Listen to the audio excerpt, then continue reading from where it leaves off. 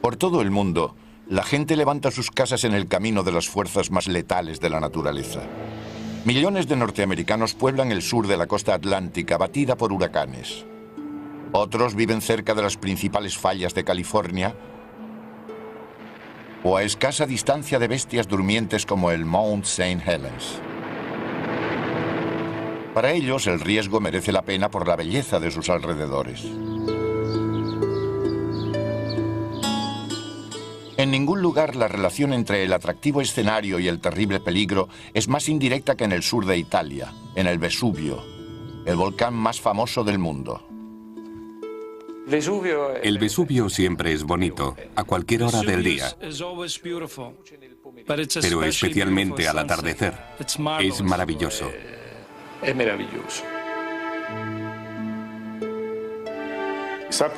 Sabemos que vivimos en un sitio peligroso, pero es muy bello.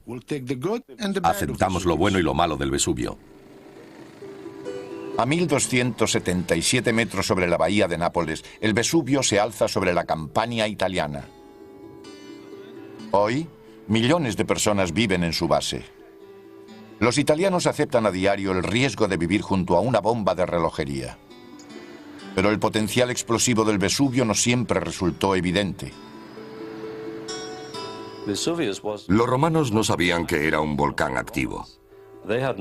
No tenían constancia de su actividad volcánica porque había entrado en erupción 200 o 250 años antes. No conocían el acontecimiento.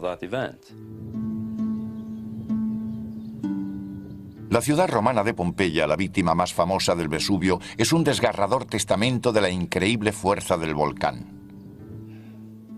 Una técnica desarrollada en el siglo XIX permitió a los arqueólogos hacer moldes de escayola de los restos de algunas de sus víctimas.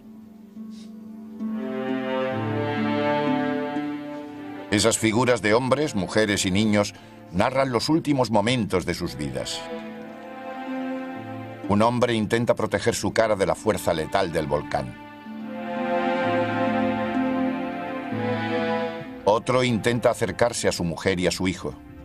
Están a escasos centímetros, pero les separa eternamente la fuerza destructiva del Vesubio. Una fuerza que nadie previó.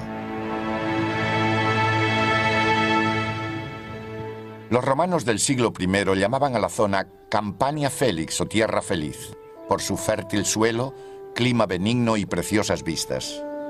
Para ellos el Vesubio era un benefactor, no un enemigo. Los casi 20.000 romanos que vivían a 12 kilómetros del cráter solo disfrutaban de la bonanza que proporcionaba el volcán. El terreno que rodea los volcanes es muy fértil, y el del Vesubio también. La economía pompeyana se basaba en productos agrícolas como el aceite de oliva y el vino. Situada cerca de la bahía de Nápoles y el río Sarno, Pompeya era una ciudad comercial. Contaba con grandes centros comerciales y gubernamentales, lujosas casas y el anfiteatro más antiguo de Roma.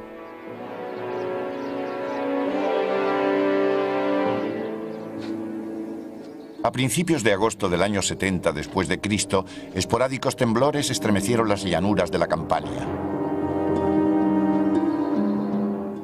Los pozos se secaron y el agua desapareció de los ríos. Había señales de que la presión del gas estaba aumentando en el interior del volcán. A la 1 de la tarde del 24 de agosto, el suelo del cráter se abrió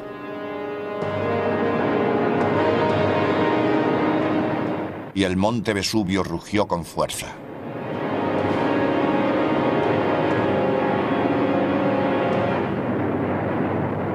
La actividad inicial fue una columna de erupción que subió unos 17 kilómetros.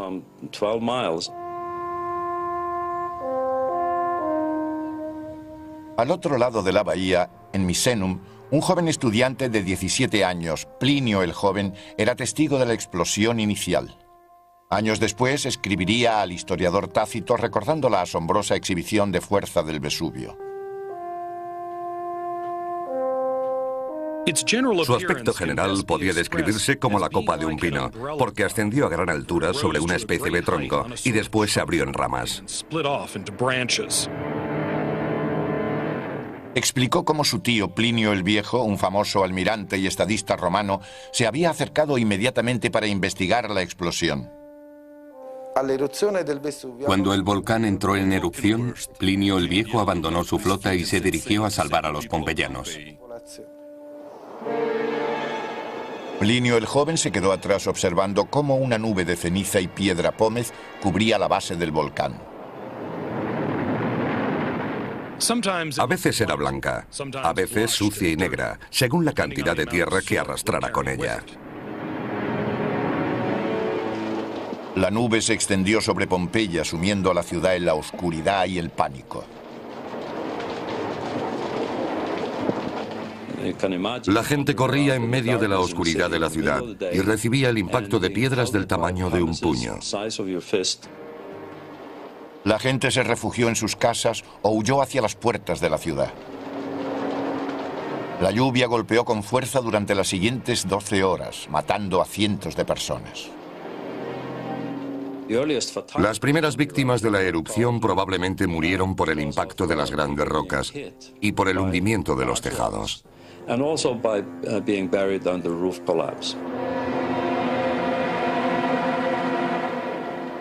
Hubo un breve respiro.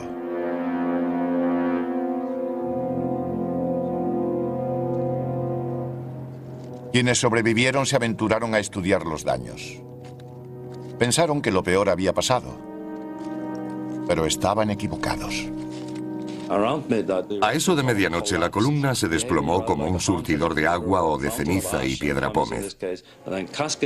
Las cascadas bajaban a gran velocidad, como una avalancha de nieve, pero en este caso una avalancha de ceniza ardiendo. La corriente piroclástica es el arma más letal de un volcán. Te desmayas, te quedas sin aire, la ceniza te asfixia y los cuerpos se queman, se cuecen literalmente. En las primeras horas del 25 de agosto, la mortal ola alcanzó Pompeya. Nadie pudo escapar. Quedaron atrapados por sorpresa cuando las olas de lava arremetieron contra ellos. Es una muerte horrible y dolorosa, pero corta. Miles de personas experimentaron esa muerte la mañana del 25 de agosto. A algunos, como a esta familia y sus criados, les pilló por el camino mientras intentaban dejar atrás la ola. Se habían quedado dentro, pensando que el peligro había terminado, intentando abrirse camino por el jardín. A una manzana, este hombre intentaba proteger a su mujer embarazada. Pero no había protección para los humos nocivos y la lava piroclástica. Murieron unas 20.000 personas.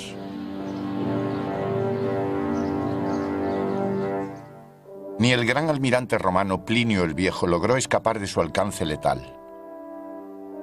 Él también fue víctima del Vesubio.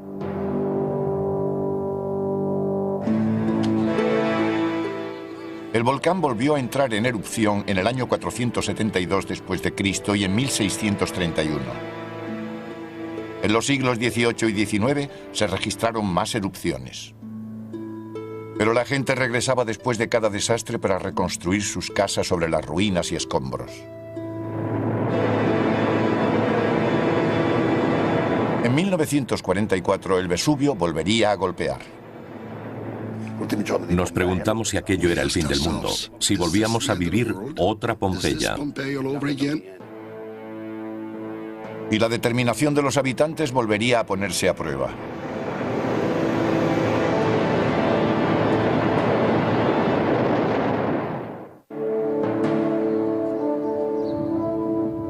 Italia en los años 40.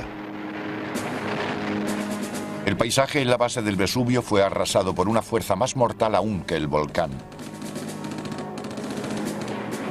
La Segunda Guerra Mundial. En 1940, la Italia del dictador Benito Mussolini entraba en guerra en el bando del Eje. Pero el gobierno fascista no tenía recursos para librar una batalla contra el mundo. Las privaciones generalizadas y los fuertes bombardeos aliados destrozaron ciudades y la moral de todo el país. Llamábamos a aquel periodo los años de la miseria. No teníamos comida, trabajábamos en el campo y vivíamos de la tierra. Durante la guerra hacíamos lo que podíamos. Había que trabajar donde se podía. Finalmente Mussolini fue capturado. El armisticio se firmó en septiembre de 1943. Cuando las tropas aliadas llegaron a Nápoles un mes después, los italianos esperaban que eso significara el final de 3 años de guerra.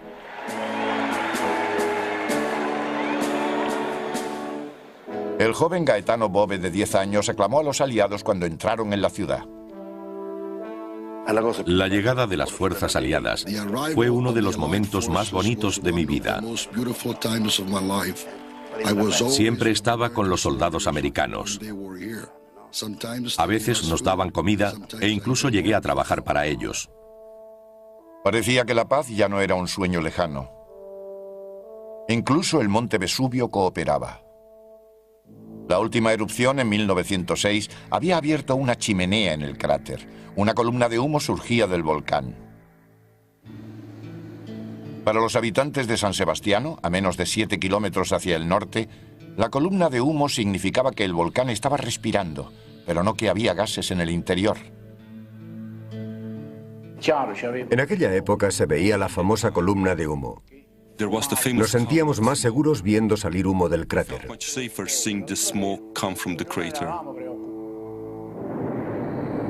Había ríos de lava ocasionales, pero siempre se detenían antes de llegar a un campo llamado Atrio del Cavallo, que dominaba la ciudad.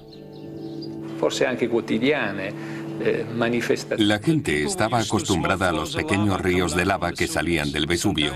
A veces era diario, pero siempre se detenían.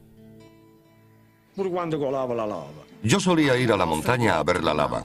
A veces me acercaba demasiado al cráter, pero nunca tuve miedo porque la lava se detenía pasadas unas horas. Siempre era así. Cuando el Vesubio lanzó 2 pequeños ríos de lava sobre su ladera en enero de 1944, los italianos lo consideraron el presagio de que la victoria aliada sobre los nazis era inminente. Pero un hombre creía que el Vesubio pronto mostraría que no era un buen augurio.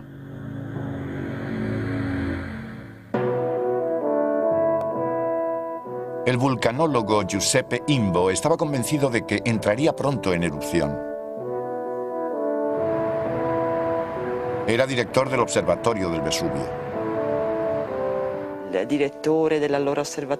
Todos los directores del observatorio recopilaron información y desarrollaron instrumentos para estudiar el volcán. Durante el invierno de 1944, el profesor Imbo solía subir los 600 metros desde el observatorio hasta la cima para inspeccionar el interior del cráter. Imbo vigiló el cono central. Le preocupaba que cualquier actividad sísmica pudiera afectar al cono, bloqueando la ruta de escape de los gases internos del volcán. El 13 de marzo de 1944, una explosión provocó la caída de rocas en el cono, obstruyendo completamente la chimenea. La lava y los gases estaban atrapados y la presión aumentaba. Se esperaba una erupción desconocida hasta entonces. Imbo bajó rápidamente de la montaña para avisar a los pueblos. También alertó a las fuerzas aliadas que tenían aeródromos a 7 kilómetros del Vesubio. Fue a avisarles de que la explosión volcánica podía alcanzar los aviones. No le creyeron, pero días después demostró estar en lo cierto.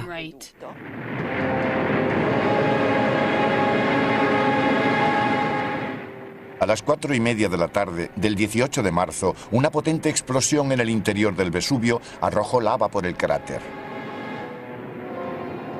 Amplias lenguas de fuego líquido caían por las pendientes de la montaña. La lava es roca fundida que fluye por las laderas del volcán como un río.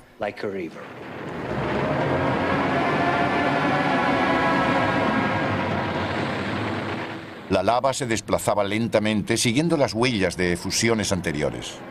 Una corriente se dirigía directamente hacia San Sebastiano.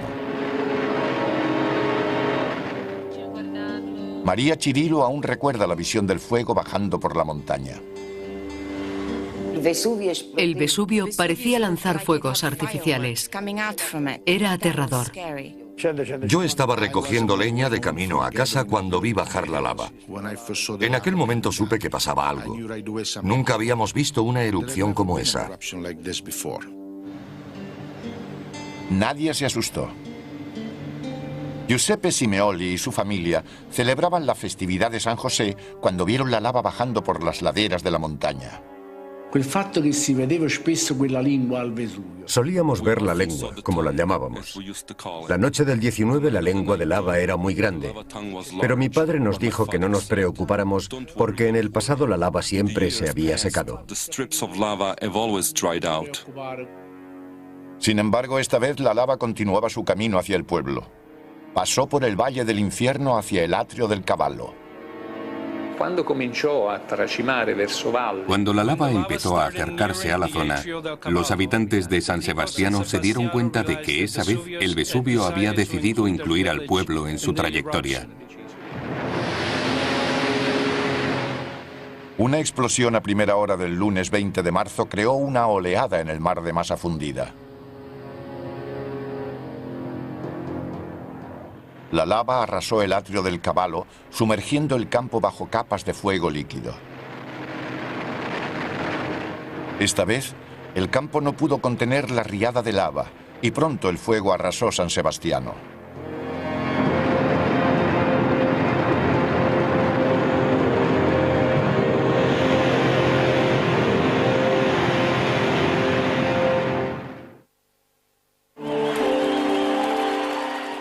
En marzo de 1944, tras años de guerra, los habitantes de San Sebastiano pensaban que por fin había llegado la paz.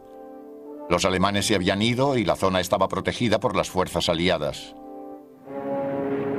Entonces el Vesubio entró en erupción. De nuevo la región se vio inmersa en el caos.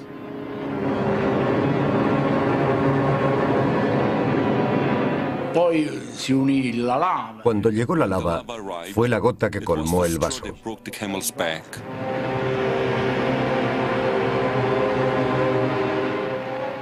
El 20 de marzo, el creciente río de lava rebasó el atrio del Cavallo. El muro de fuego se abrió camino hacia el pueblo. Las familias cargaron sus carros con lo poco que tenían. Costringeva a la gente a perdere. Fue horrible.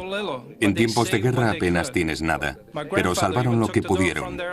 Mi abuelo incluso se llevó la puerta de la casa con él. Todo era valioso. Mi abuelo tenía un burro y un carro. Cargamos los pocos enseres que teníamos en el carro, solo lo más necesario. Ni siquiera cogimos ropa para cambiarnos. Tardamos media hora en cogerlo todo porque teníamos muy pocas cosas. El gobierno no tenía un plan de evacuación. La gente buscó refugio donde pudo.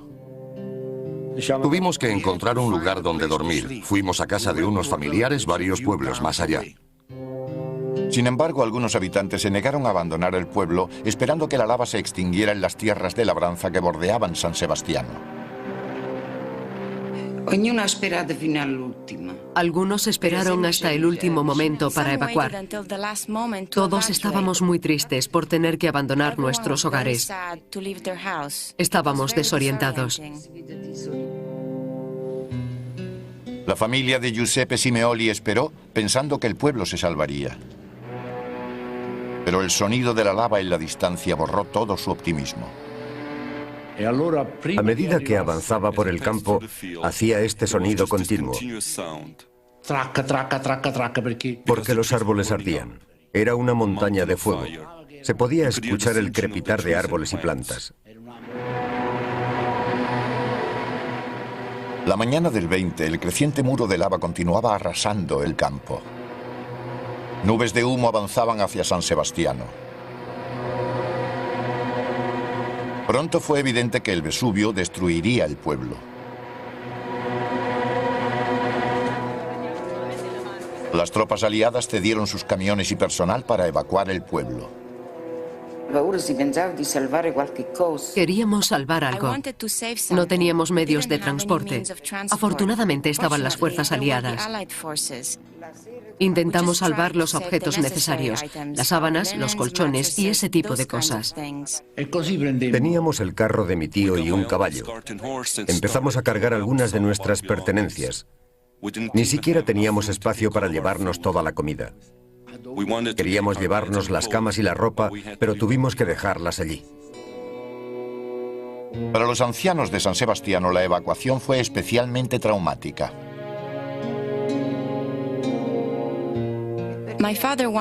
Mi padre quiso esperar hasta el último minuto porque no quería abandonar su casa. Tuvimos que sacarle de allí como si fuera un bebé.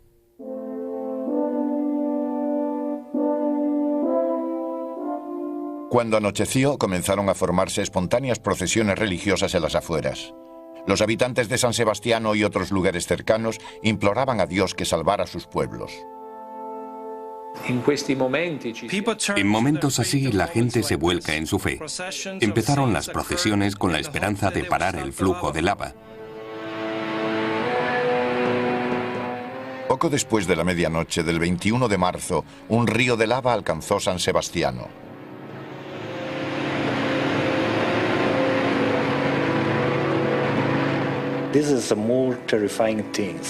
Fue lo más aterrador, porque se veían montañas de rocas acercándose y no se podía hacer nada.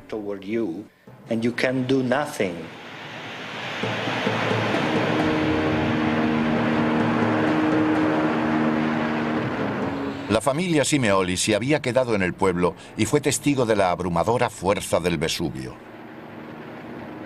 Fuimos los últimos en marcharnos. La lava descendía lentamente como la masa del pan subiendo. La mortal lava estuvo a punto de alcanzar a la familia. Fuimos los últimos en cruzar el puente. Justo después, la lava lo arrasó. Recuerdo ir encima de todas nuestras cosas en el carro y cubrirme la cara porque la lava ya estaba quemando el pueblo y hacía mucho calor. Detrás de ellos, lenguas de lava al rojo vivo crepitaban por las angostas calles. Se escuchaba el crepitar de los edificios incluso antes de que los alcanzara la lava.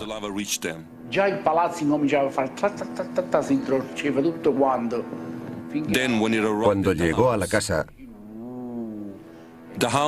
se derrumbó por la fuerza del fuego y el calor. Junto a Vía Roma, la principal calle del pueblo, los edificios se derrumbaron bajo la intensa presión de la lava. Capas de humo envolvieron la ciudad. El cielo estaba oscuro. La lava quemaba todo lo que encontraba a su paso y el cielo estaba lleno de humo.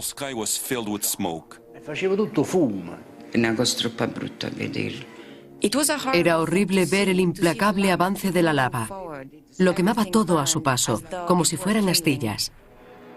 Incluso los soldados americanos que informaban para la radio de las Fuerzas Armadas, acostumbrados al infierno de la guerra, se sintieron sobrecogidos por la visión.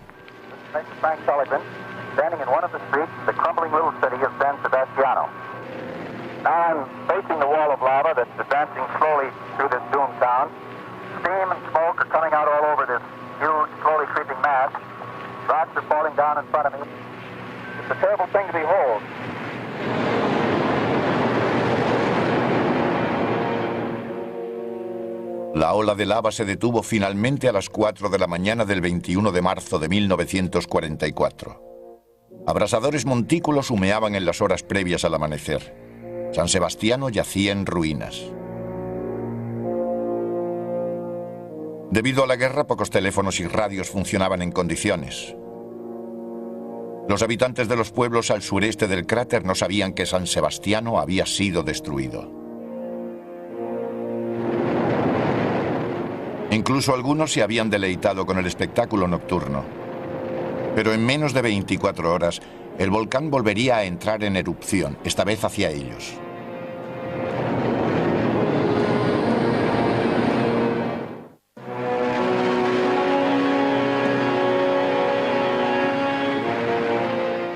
El 21 de marzo de 1944, la ardiente lava del Vesubio se abría camino hacia el pueblo italiano de San Sebastiano, al norte del volcán. El Vesubio había dado tiempo a sus habitantes para evacuar sus hogares. Pero el volcán no demostraría tanta clemencia con los que vivían al otro lado.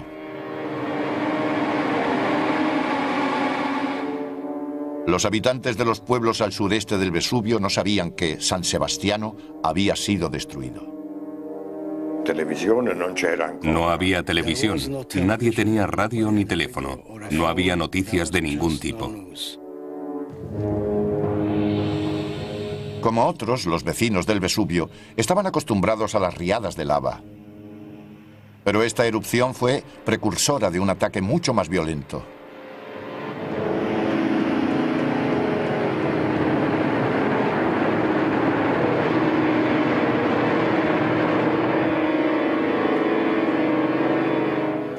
La tarde del martes 21 de marzo, la presión del interior alcanzó su punto máximo y el volcán arrojó un chorro de magma a 5 kilómetros de altura.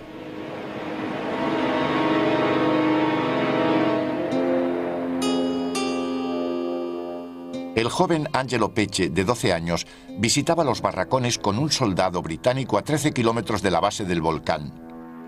Mientras charlaban, empezaron a llover piedras. De repente, cayó un trozo de roca a nuestro lado. El asustado soldado británico se temió lo peor. El soldado tuvo mucho miedo porque los alemanes seguían bombardeando nuestra zona.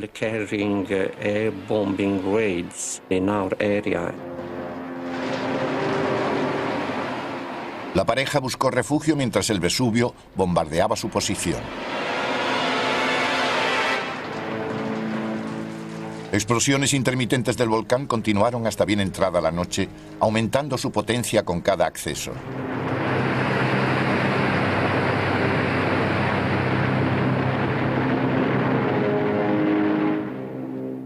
Una explosión despertó a un mecánico de las Fuerzas Aéreas norteamericanas, Ward Layton, en un aeródromo a 15 kilómetros del Vesubio.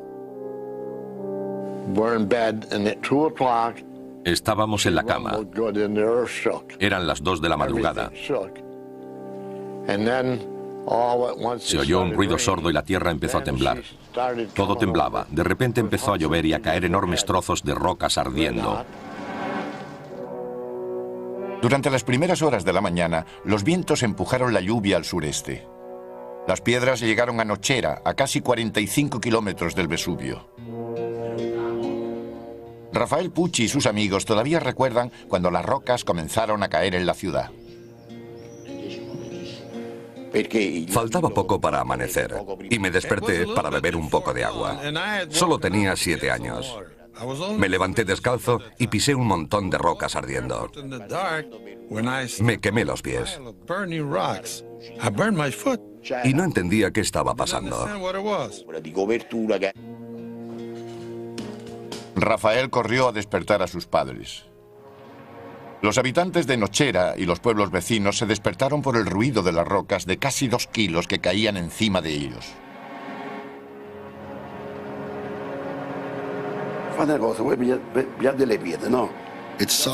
Sonó como un trueno, como un tambor muy fuerte.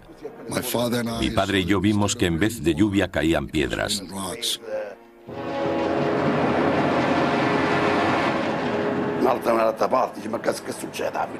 De niños habíamos estudiado lo que había ocurrido en Pompeya, así que pensamos que nos enfrentábamos al mismo destino que su gente. El padre de Rafael Pucci reconoció inmediatamente el peligro. El primer impulso de mi padre fue subir al tejado. Teníamos miedo de que se cayera por el peso de las rocas. Toda mi familia subió al tejado con cajones, cubriéndonos la cabeza para protegernos de las rocas, y empezamos a despejarlo. Rocco De Filippo y su familia hicieron lo que pudieron. Viendo que la lluvia de rocas era continua y que eran muy pesadas, lo lógico es que subiéramos rápidamente al tejado para despejarlo. Pero varios edificios cayeron bajo el peso de las piedras, atrapando a varias personas en su interior. La noticia de la tragedia se extendió como la pólvora. El alcalde urgió a los habitantes a entrar en acción. Nadie durmió. Continuamos limpiando el tejado. Incluso hicimos turnos. No pensamos en irnos a la cama porque si nos dormíamos y dejábamos de trabajar podría ocurrir una tragedia. Usamos sartenes y platos para quitar las rocas del tejado.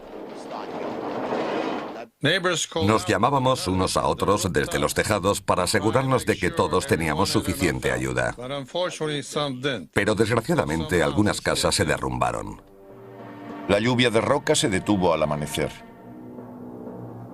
La gente siguió limpiando tejados, agradecidos de que sus casas siguieran en pie. Gaetano Bove se enteró de que la casa de su tía había caído matando a 4 de sus familiares. No creyeron que podía pasarles algo malo, a pesar de las advertencias del alcalde. No limpiaron el tejado, nunca pensaron que podía pasar una cosa así. Toda la casa se vino abajo, era una masa de escombros. Tuvimos que excavar y sacar todos los cadáveres. Recuerdo a mi prima pequeña, Lisette, con el pelo lleno de tierra. Lo recuerdo como si fuera hoy.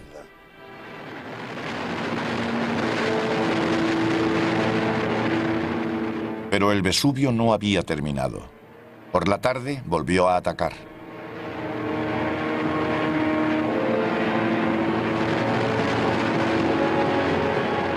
A la 1 de la tarde, el campo tembló con la explosión más fuerte hasta el momento.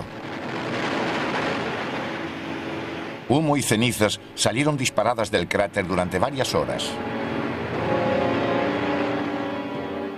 Los vientos empujaban la ceniza hacia el sureste, enterrándolo todo.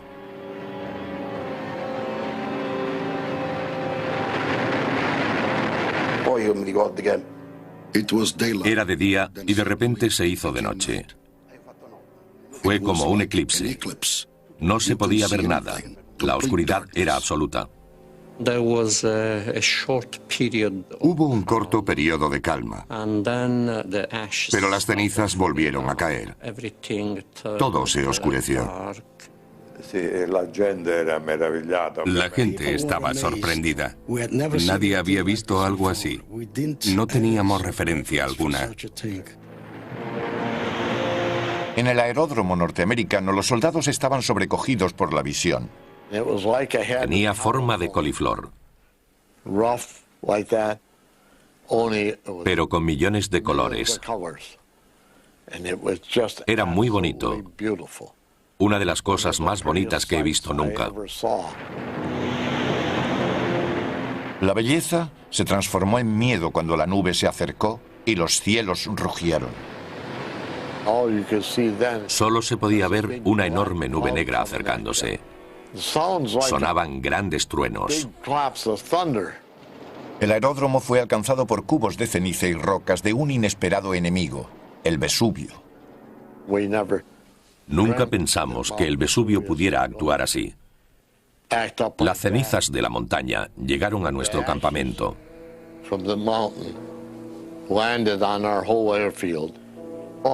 Dañaron todas las estructuras. Algunos aviones quedaron agujereados por el impacto de las rocas. Nos estábamos volviendo locos.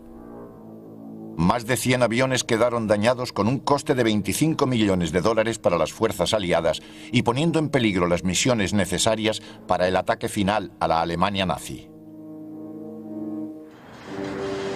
Las tropas tendrían que limpiarlo todo después de la batalla librada en su propio campo.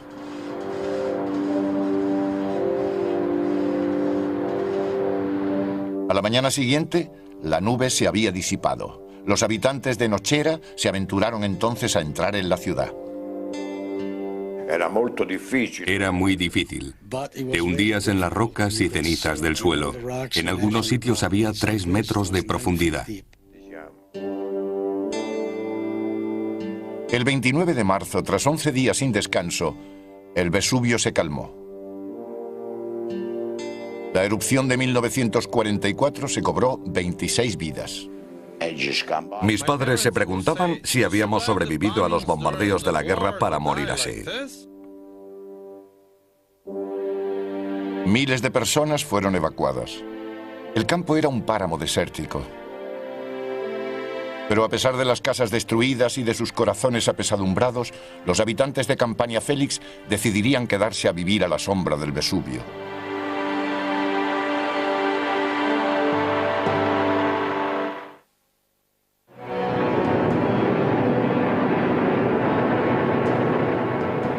La erupción de marzo de 1944 se cobró 26 víctimas y destruyó cientos de hogares y granjas.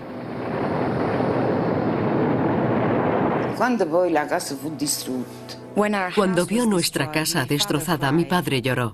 Yo era pequeña e intenté consolarle, pero lo único que podía hacer era llorar. Los habitantes de los pueblos vecinos al volcán se sentían marcados por la tragedia. Quizá era un castigo divino por su alianza con los nazis. Todos pensaron que Jesús nos había castigado porque nos habíamos desviado del camino correcto.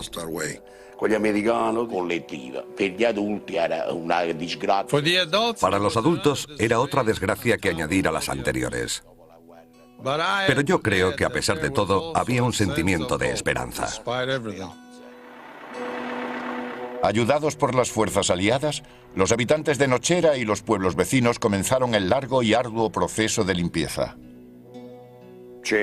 Había una mezcla de cenizas y rocas en el suelo de hasta 3 metros de profundidad. Los militares comenzaron a despejar las calles con sus camiones. Nosotros estuvimos limpiando 2 o 3 días seguidos. No teníamos nada. Los americanos distribuyeron cubos. Ellos eran los únicos que tenían camiones y herramientas. Entonces todos empezamos a limpiar las calles. Lo hicimos codo con codo.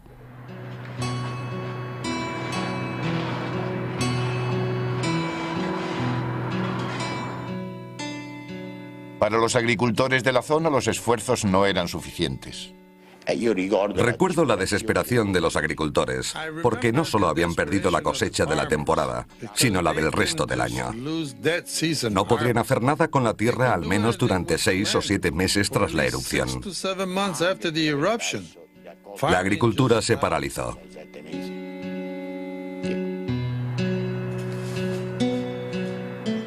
Mientras los pueblos del sureste retiraban la ceniza y las rocas volcánicas, los habitantes de San Sebastiano se enfrentaban a una tarea aún más dura. La lava se había apoderado de la ciudad y sus hogares y calles estaban revestidos de roca negra. Era como estar en la luna. La capa superior se desmenuzaba. Solo había piedra negra. Era desolador. Quedaba una montaña de lava. Solo se veía destrucción en toda la ciudad. Era imposible trabajar la tierra. El volcán lo había destruido todo. Los que perdieron sus casas no regresarían nunca. Después de la erupción perdimos el contacto con todos. Cuando pierdes tu casa, lo pierdes todo. Pero la mayoría decidió reclamar su trozo de tierra.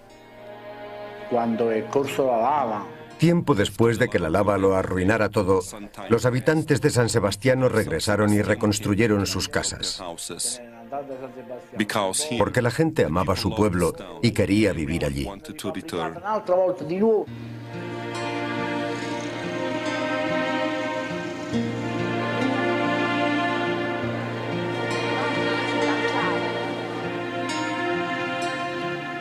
Tras años de duro trabajo, la ciudad volvió a ser lo que era.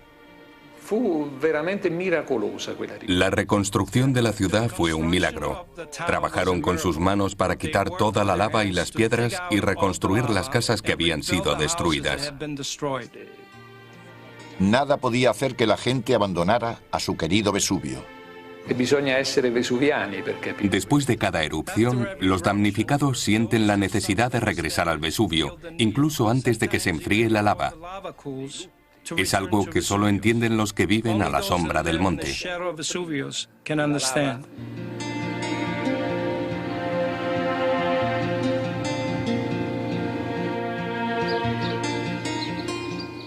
La ciudad de San Sebastiano se levanta a menos de 7 kilómetros del cráter del volcán. Su población supera los 10.000 habitantes. Un gran número de ellos vive en casas construidas sobre la lava endurecida de la erupción de 1944. El Vesubio lleva en calma más de 50 años, pero puede poner en peligro el renacimiento de San Sebastiano. Durante este periodo, el magma sigue experimentando cambios químicos, un proceso que podría desembocar en otra erupción.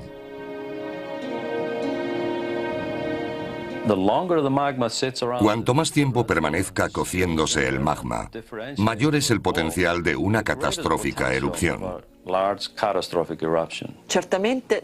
Estamos seguros de que no entrará en erupción mañana o en un par de semanas, pero no podemos decir que no lo haga en los próximos 100 años. Lo que sabemos es que después de largos periodos de descanso, la erupción es devastadora. Algunos creen que el desastre podría ser mayor que el del año 79 después de Cristo, que mató a 20.000 personas.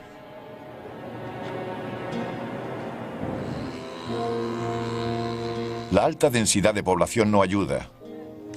Un anillo de ciudades y pueblos rodea las laderas del volcán, aglutinando a más de 500.000 de personas.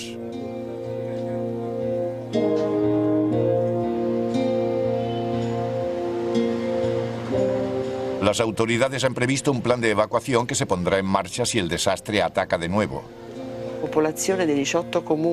El plan consiste en que los habitantes de la comunidad del Vesubio sean trasladados a varias regiones de Italia en un periodo de 7 días.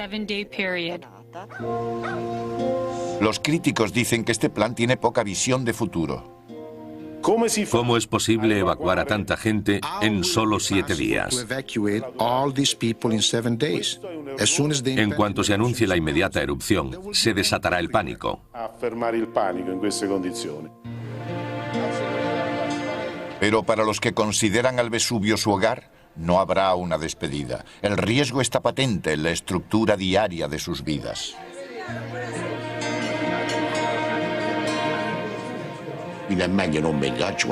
Si explota, nos quedaremos aquí. No tenemos otro sitio a donde ir. Es mejor no pensar en ello. No es algo que podamos cambiar, así que tenemos que aceptarlo. No pienso en ello. Quizá es un don no pensar en ello. Yo ya lo he vivido. Si entrara en erupción sería como Pompeya. Es la fuerza de la naturaleza y tenemos que vivir con ella si queremos comprender nuestra posición en el planeta Tierra.